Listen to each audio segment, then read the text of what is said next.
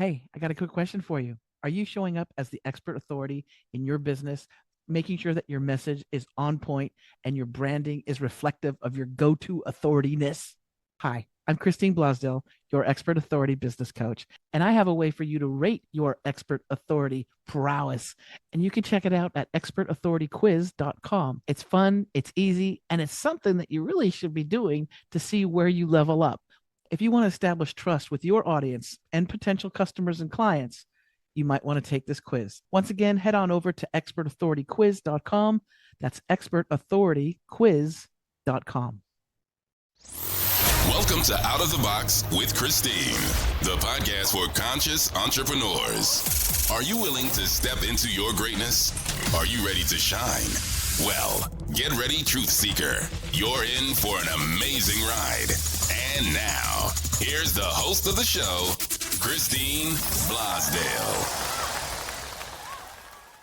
Welcome back to Out of the Box with Christine. I am your host, Christine Blosdale, your expert authority business coach, and I help entrepreneurs of all stripes get the word out about their brand, their business through multimedia. And that means books, videos, website, you name it, a podcast. Your own podcast, would that be good? Yes, it would be. I highly recommend it. And my guest today is someone who thinks outside of the box and paints outside of the box. This is artist Sarah Rowan. And Sarah is, I found you from a mutual friend who told me you need to know Sarah. And I went on your website and I just was so impressed. Sarah is Australia's first keynote speaker, speed painter, which is cool because you got a visual going on. Yeah. Right? And she's from America, like myself, living in the land down under. So welcome to Out of the Box, Sarah. Well, thanks for having me, Christine. I feel like we're like cousins or something because we both 100%. have the black glasses. We both are Americans living in Australia, and I'm gonna get to the story about how you got to Australia. But I just thought it was such an interesting. I was like, yeah, I need to know Sarah. I really do. I need to know her. So welcome to the show. Well, thank you so much for having me. I'm really, really pumped to be here. And before we get started, can I say something really weird? Yeah. Okay, so for the past 2 months, instead of going by Sarah, I've been transitioning to going by Rowan, and I'm trying to get the word out there. So this is my first podcast where I'm going to try to mention that, because Sarah means princess, and if you take one look at me, like, she doesn't really feel like a princess. But Rowan is a sacred tree of healing and protection in Celtic. Get out of here! Yeah, it's also a cool name. Yeah, it is. And I sign all my paintings, Rowan, and it's really funny because I've listened to people look at my art that didn't know who I was. And one time I was eavesdropping and these blokes were like looking at my signature and it said Rowan. And they're like, he paints like a girl. What? That's weird. But yeah, so. Such a man thing to say. It is. So I thought, if Banksy can go by Banksy and Beyonce can go by Beyonce, I'm like, let's just make it Rowan. I like that. Okay, so Rowan. So we'll just, forget about that other name. Oh, I'm not weird about it. You can call me Sarah. I answer to anything. Most people call me sir, and I'm like, oh, what's up? Yeah, same here. Same here. I get mate. Might. I get he, she, it, whatever, and I go, yeah, okay. The only thing is that when I go into a women's bathroom and oh my gosh, they grab their purse and their children. Why do they do that? Why do they? Or the best thing is when you're washing your hands and a girl walks in and she walks straight back out. Yeah. Oh yeah. To check the sign. Later, walks back in hesitantly, and I just like, oh God, I should just have a T-shirt that says "I was born with one." I don't know. Well, I've recently had top surgery. Not too much information for the audience, but I recently had top surgery. And it's just because, and I don't want to transition to be a man. I just didn't feel comfortable. And it's like, if I had a funky nose, I would want to fix it. So I've recently had top surgery. And even before I had the top surgery, women would like to come in the bathroom and then they turn around, or I'd get even like the angry, you don't belong here. Yeah. and I used to just lift up my shirt and go, I belong here. These, and now I can't do that. So now, like when I'm washing my hands and things like that, and somebody comes in, I go, I lift up my voice a little bit and hello, I do that too. I try to walk a little more feminine and smile when I enter a Yeah, bathroom. It's so weird. I And know. my girlfriend absolutely loves summer because she says it's the only time people know that she's a lesbian because we'll be walking along the beach and I'll be wearing a bikini too. And she's like, "Oh, I love summer." And then winter comes and I'm in jumpers and she's like, "Shit, people think I'm in a heteronormative relationship." You and your boyfriend, you and your husband. Yeah. Mhm. Oh, well, we got so many things in common. And I had mentioned briefly that you're an American now living in Australia. Please do tell me, how did you get 7,000 or however many miles? I don't know where you're from originally. Greenville, South Carolina. Oh, Jesus. You escaped. how, how did Ran for the you border. how did you get to Australia? Well, I usually have two different answers for people depending on the audience. I'll lift up my arm and I'll show them the tattoo that says adventure and be like, "Oh, I just came here for a year at adventure." And then if I think I've got a little more time to tell someone the truth, I'll say, "I actually came here to go to Bible school." And Oh, that, yeah, didn't expect that, did you? no.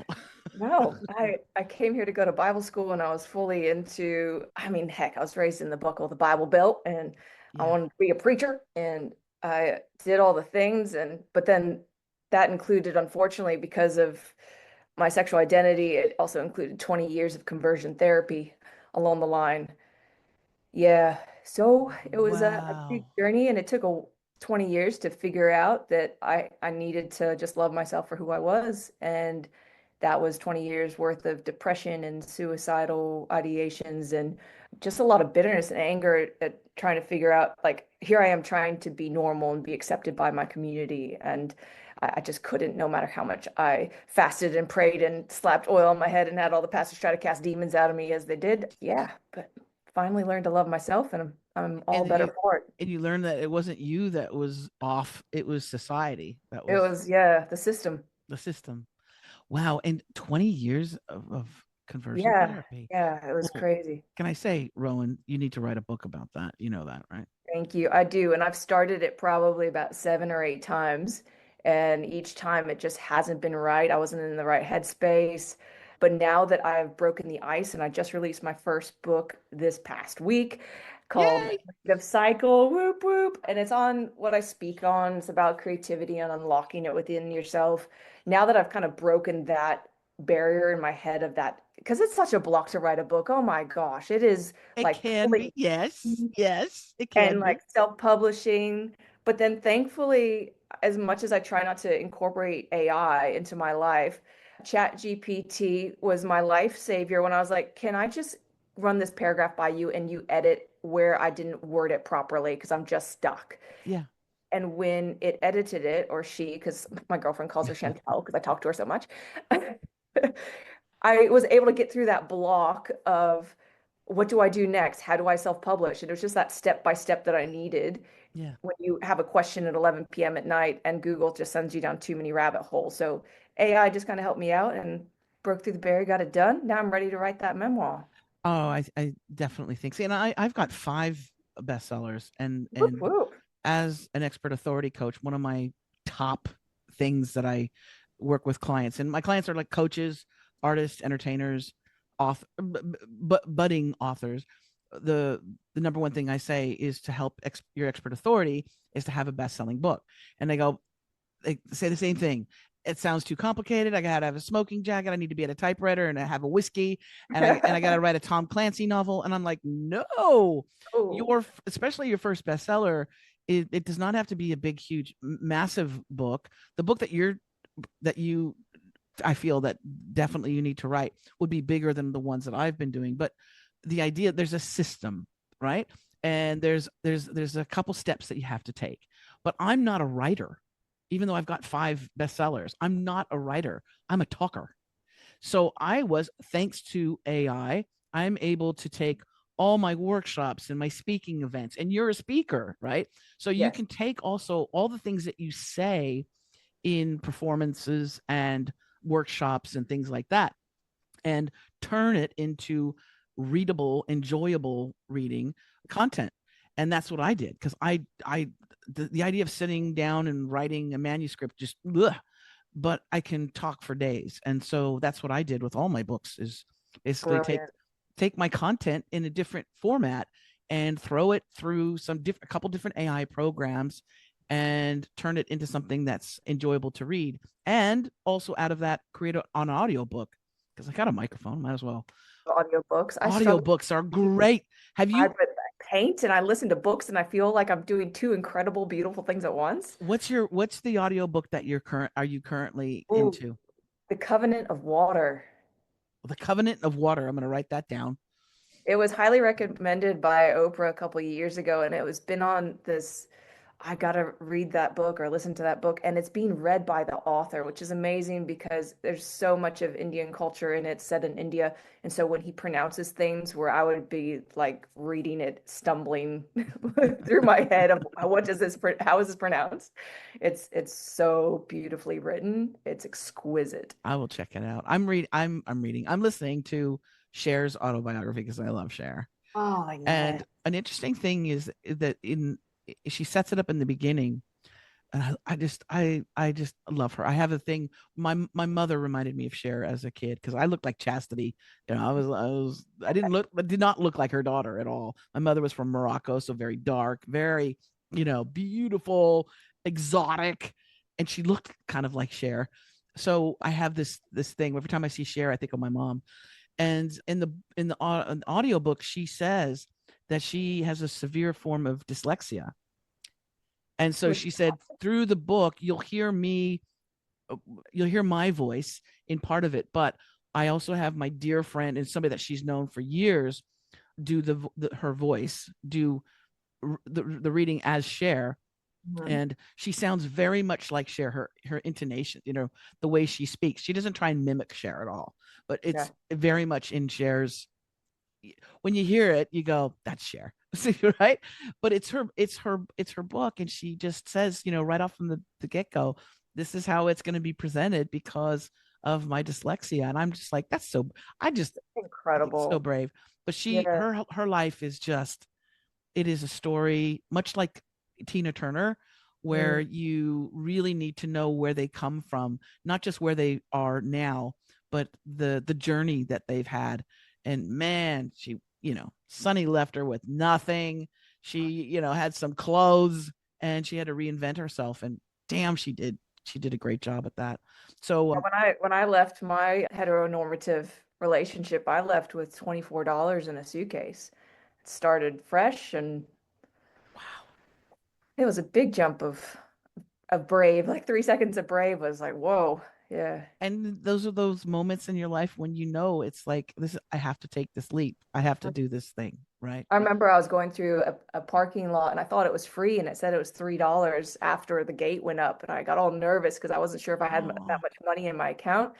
It was just like a couple weeks after leaving. And I remember not feeling any extreme anxiety. And I just looked at my account and I saw that I had $5 in an account and $2 in another into my checking. So I just transferred $1 into my checking.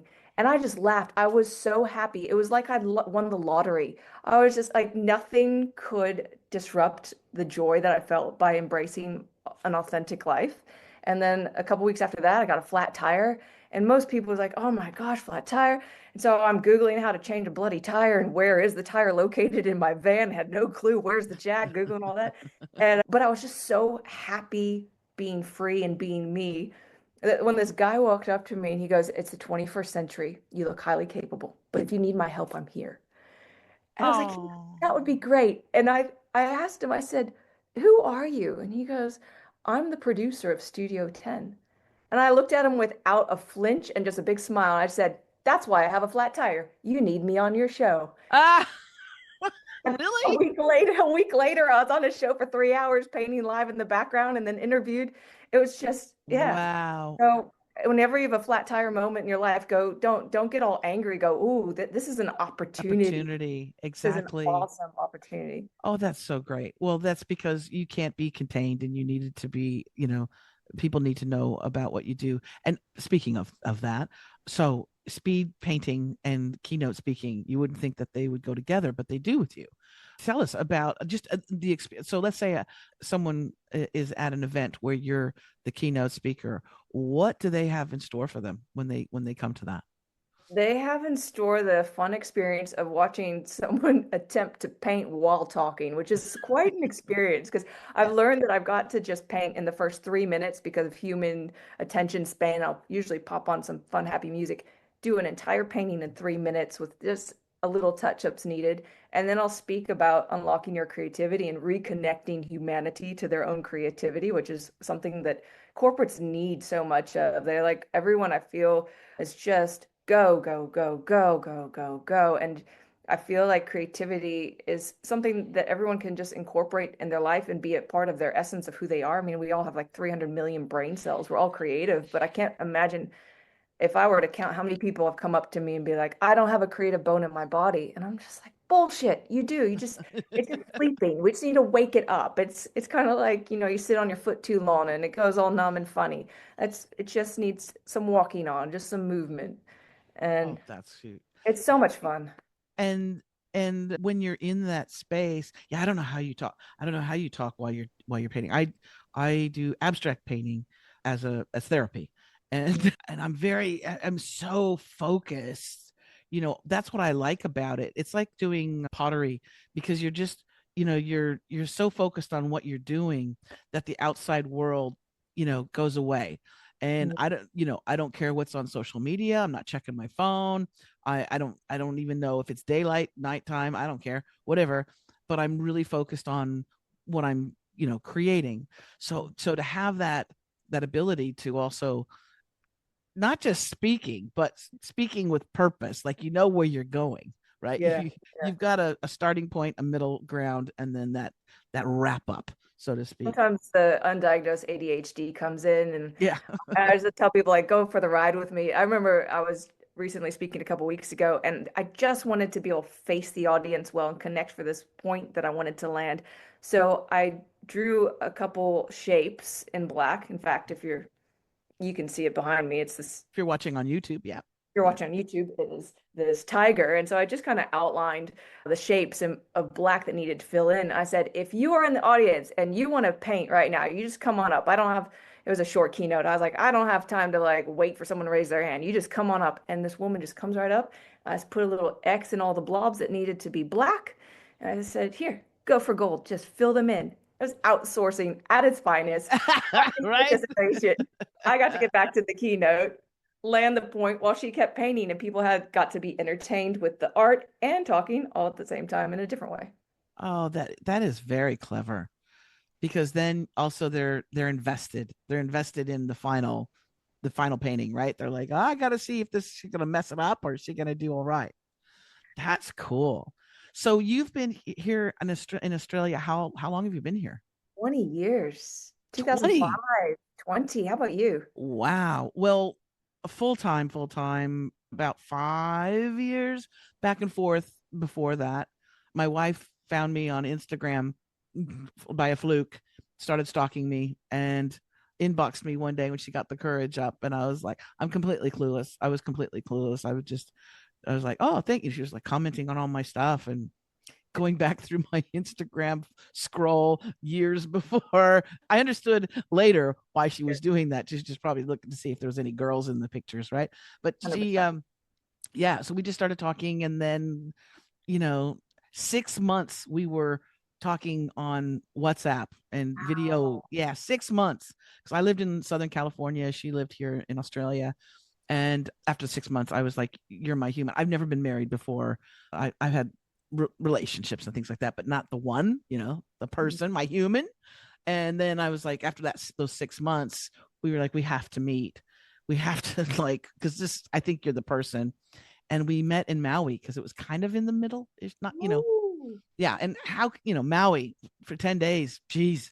Oh, and Um, lesbians. You just get married there while you're there? Like, no, we didn't get married there, but we knew we had to. And it was very the whole process of being in America and the whole process of, the visa and oh God, getting here and going. But I've spent a fortune in flights going back and forth. And she was going back and forth. And I was supposed to come April of 2020. I was supposed to have a flight here and be here for few weeks. And she called me up frantic on the 18th of March and said, I think you need to bump up your flight. And I was like, girl, do you know how hard that is to change my flight? And I had arrangements for somebody to look at the house, watch the house, and I mean, I had a whole life there. And I said, it's going to be very hard and work and everything. She said, no, I think this COVID thing is really bad. And I'm worried about, them closing the border. And I was like, what? Come on now. It's just the Hard to flu. fathom. What's Yeah. going on? This was in the very beginning phases when they were like, have you been to China? Have you been to Wuhan? I said, so I checked my flight and it was gone. It was not, it was as if Oh, I had never had booked it. It was just not existent. And then I called the partner airline and they go, the Australian government is saying they're going to close the border. So all the flights are being canceled. And I said, my wife is there because we had been married by that point. My wife is there and our kids are there and I have to get there. And the lady said, I'm thinking, I go, well, is there a flight next week? And she said, no, everything is being canceled. And I said, I have to get there. She said, there's one flight. It's today in a few hours, leaving from LAX. Do you want it? And I go, yeah. what a story. Oh my gosh. Tell me that's in a book too. It will be. I'm looking around too. I'm looking around in my house and I'm looking at everything that everything that I have. There's dishes in the sink. I said, yeah, book it. And then I grabbed a suitcase and started chucking things in there. A couple pairs of pants. I had to grab my microphone. I grabbed my computer because I knew I could do that from wherever. Some money that I had stashed, a couple pieces of jewelry, my passport, my birth certificate, because I was like, I don't know when I'm going to be able to come back. And nobody knew that it would be a lockdown for that long. But I got on the flight and I landed here in the evening on March 18th. And at midnight, they closed it. Wow. So it was like by the skin of my teeth. That is an incredible. And I was here the whole time throughout all of it. The only time I've gone back to the US was for my 60th birthday. We went back to Maui for for about 10 days, something like that. And so we came back to America for that. But boy, it that's jumping off that, right? It's That not is a huge. knowing how you're going to land, if you're going to land, or any of that. And I remember it was the creepiest feeling at the airport because it was empty. The airport was like nobody was there. We had to have masks on, and I had gloves on. I just felt like I was going to a different planet. And I'm very grateful, though. I'm very I grateful. remember doing a mural during COVID, and I would be taking the train from an hour south of the city of Sydney and into the city, and I would be the only human on that train. I remember just walking up and down, sometimes just pushing the buttons, and I couldn't, there you wouldn't see people, and it just felt like Like a movie. apocalyptic. Yeah, it just Yeah. felt like, okay, I'm just the last one here.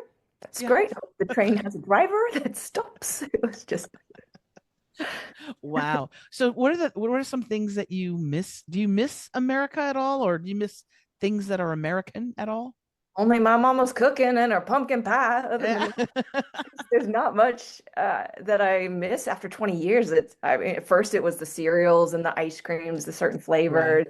And then now, if someone comes to visit, I can't hardly think of anything I want them to bring. Before it's like, fill your suitcase with, Right. and now I'm like, oh, that just tastes like preservatives to me. And Yeah, I'm, no, I'm yeah, good. I'm good. I miss Mexican food. Oh, yeah. I Yeah. miss real Mexican food. Real, Not We're not real. talking Taco Bell or anything like that, but like I miss Mexican food. I do. And the margaritas, the The size of your margaritas. hand that don't cost the entire earth. Mm, Yeah. Yeah. yeah. Well, here, for those that don't know, Australia has a heavy tax on alcohol and cigarettes, whatever, they consider bad. I don't know. But the happy hours, that's the other thing. We Yeah. have happy hours in America, and if, they start like at 3 o'clock or something, and I used to, that's how I lived so cheaply in Mhm. California, even though it's an expensive state, it wasn't that bad because I go for happy hour for $10. You get like, a meal and a drink.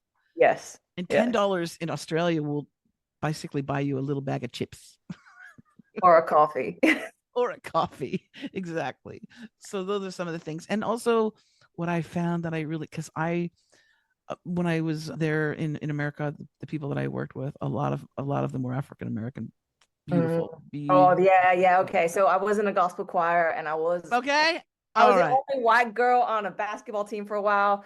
And yeah, yeah, I really There do. is something about my friends that are and they're still there that I miss tremendously. There's a soul, there's a Mm, spirit that is just beautiful, and it yes, enriched my life very yes. much. And so I miss those people. I watch the soul type movies just to hear that Yes. southern African American accent again, and I took my girlfriend back to meet the parents moment a few years ago, and she just could not get over how precious it was to be at a cafe or something and have an African American woman come up to her and they would say, "What you want, baby girl?" Yes. And she's like, Yeah. "Oh my God, it's so sweet here." I So was so lovely. beautiful. Yeah. So beautiful.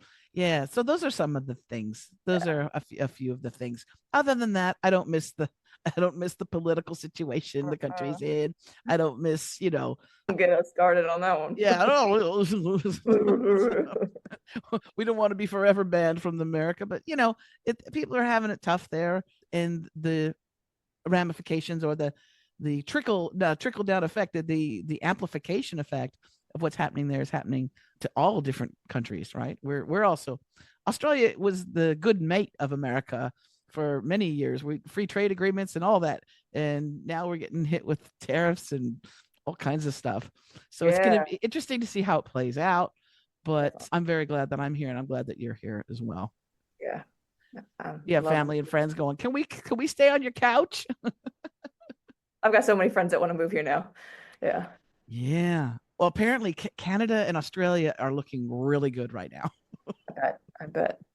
but it is a long flight for those Americans that want to come here. It's a very long flight. Oh yeah, my dad's coming to visit again, and you have to like mentally start preparing 6 months out. It's just Yeah. like to Yeah. do. And get a an aisle seat so you can get up and walk. You gotta keep those legs moving. So so with what you're doing right now, what's your next thing? What's the next thing that you want to do? Or, do you see yourself doing something, taking on a different challenge? I always try to say yes, even when the idea scares the crap out of me. So, for instance, a friend said to me, "Would you be able to paint an entire football team in the length of a football game?" Yes. You just say yes. So Yes, sure. yeah. So I would like pitching the idea to Great. tell us that sort of Yeah. thing right now. And just have some big grandiose ideas of what's physically humanly possible as a speed painter. So I'm always trying to push the envelope. Yeah. Can I paint Michael Jordan while spinning a basketball with one hand? Like I'm always trying to just Yeah. You can also mix speed dating with speed painting, maybe. right? I do all sorts of events, brand openings, and like there's a theater coming up that's the oldest one in Australia, and they're pitching me to be painting on stage while 700 people just come through and see the theater on its 100th anniversary. And Oh, can I that's cool. recreate history? So there's so many beautiful ways to encapsulate art in a live environment, from weddings to birthday parties. I've even been asked to do a funeral recently. There's and Wow. just to honor life. It's very exciting, especially now in a day and age where there's so much AI generated imagery. You don't know what's real and what's authentic. And Yeah. I'm starting to design a coloring in book, and it's going to take a while because I want to do all the drawings by hand. And I went onto YouTube the other day and looked up the process of creating, self-publishing a coloring in book. And everybody was pitching, oh, you just go into this AI app, type in ladybug, line, art, blah, blah, blah, copy, paste. And it just broke my heart. I'm like, we are just in this world of just mass creation that we're losing the essence of our humanity. I think in the process, I think there needs to be some balance about how much we use Yes. as an assistance, not the creator, because we need to keep. I yes, I wholeheartedly agree, and I've spoken quite a bit on different summits and speaking events on on AI and how I do love it. I love the aspects of AI that I can use to help me with my content. But I always say to my clients and to the audience on those events, it's not about allowing AI to create the content for you. It's about using AI to enhance what you have already created. And that might be even just checking, like you said, like if you've written something, to say, just take a look. Does this get the point across of what I'm trying to convey? Could you say it in a little bit better way? Because a lot of times we get our brains just kind of freeze and we go, oh, I don't know what I'm trying to say here. And then AI will say it in a way you go, yeah, that's the way I wanted to say it. But as far as creating, and when it comes to publishing, so many people think, oh, I'll just have AI write the book for me, and I'll publish it that way, and I'll make money doing it that way. And what's happened is that the marketplace is flooded with AI generated books, and they read like AI generated books. They do. And even if they don't read like an AI generated book, do you really want to read a book that was written by a robot or a human? Like, Yeah, because there is no memory. There is no, recollection type thing. And especially like I do nonfiction. So I do, a lot of how-to books, how to improve your social media or how to create a podcast and things like that. And that all comes from my experience, my 20 years being in broadcasting and coaching. yeah. That all comes from wear and tear, ups and downs, successes and, crashes. And so that you can't build that into an AI system. So I'm 100% behind you on that. I think it's really important. You're keeping the art of creativity alive. Now, if people wanted to find out more about the work that you do and get in touch with you, what's the best place for them to go? I am on every social media platform, but I mainly am on Instagram as Artist Sarah Rowan, or my website, artistsarahrowan.com. And I'm just easily able to be reached and chat with, and I love just spreading the word and love and frequency of Beautiful. life and creativity. Oh, I love it. Well, I thank you. I just appreciate you so much, and the work that you do is just fabulous. And I will refer to you now as Rowan, Whoop whoop. like Cher, like Yeah. like Sting, like Bjork. Why not? Got to start somewhere, right? Yeah, exactly. No, I like it. I do. Not that I'm not a huge fan of the Basquiat thing, but Basquiat was just Basquiat, right? It's the same thing. Art. I'm trying to think along the lines of painters and things like that. Yes. So we'll make sure we put yes, we'll make sure that we put the links in the show notes so people can find you easily. And just continued success to you. Let me know too if there's anything I can do to assist you, and I will spur you on to get that book. Yeah, thank you. That book written. People need to definitely, especially young people who live in communities and areas that might be still something that they are exposed to and have to fight up against. So definitely you need to write that book, girl. I sure do. Thank you. Thanks again so much. And thank you, wonderful listeners and viewers. If you're watching on YouTube, hello. Thank you so much for joining me today. If you want more information about this podcast or any of the podcasts that I produce, you can go to expertauthoritycoach.com. That's expertauthoritycoach.com. And until next time, as I always say, don't forget to think outside that damn box, because it's just holding you in. Get out of it. Get out of it. All right. Take care now.